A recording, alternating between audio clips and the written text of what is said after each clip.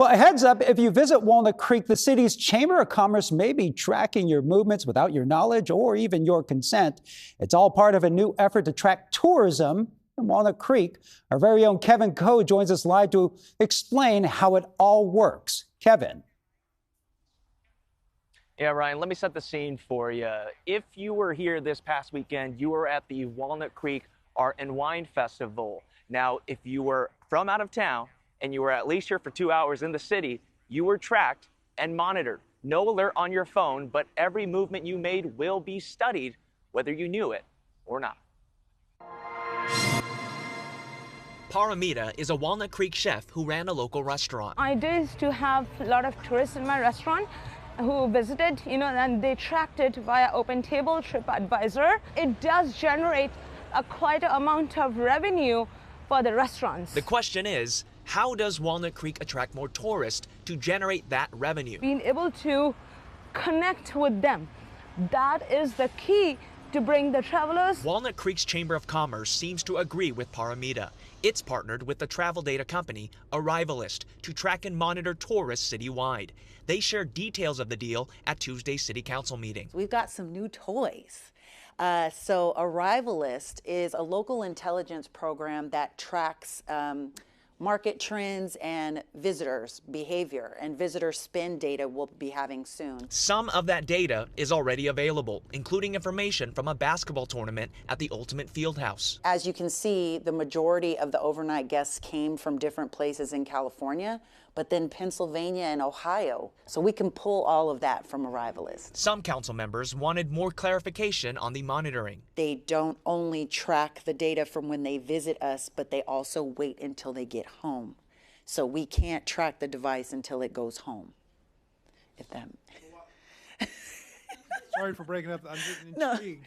So I'm in from out of town. I came in from Napa to come to the Art and Wine Festival. Right. And there's something, when I get to the Art and Wine Festival, something will ping that it knows that I'm... We will pick up your device, yes. Pick up my device and you will creep him out. If you're in Walnut Creek for more than 2 hours, we will track. Okay. Yes. Well, Arrivalist will.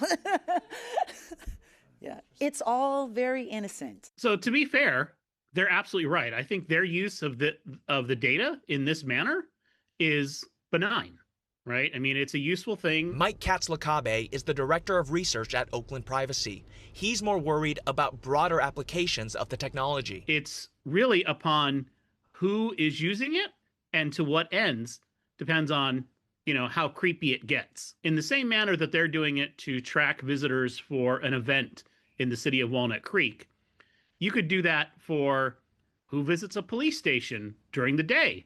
Where do they go before and after they go to the police station? So, to get the specifics, we went to Chamber President Bob Linscheid. Can you explain? So if I'm just in the city for 2 hours, I'm gonna be tracked? So this device must be in Walnut Creek for at least 2 hours to be considered a visitor. That is included in visitation data we receive. We do not track all devices. Walnut Creek resident that's here for a protracted period of time, that's never come from outside, no. We're not interested in that data. We're only interested in visitors. People need to know that this is safe. It's not as though we're using the data for anything else other than to help us make marketing decisions on where we spend our money to market Walnut Creek. Ryan, this also comes down to the data we already provide through our phones. Oakland Privacy, they tell me that companies like Arrivalist, they just buy the data from brokers. The brokers, they get the data from the apps on your phone. Arrivalist is just one part of this data gathering machine. So, Kevin, I got a quick question. Can you actually opt out of this service?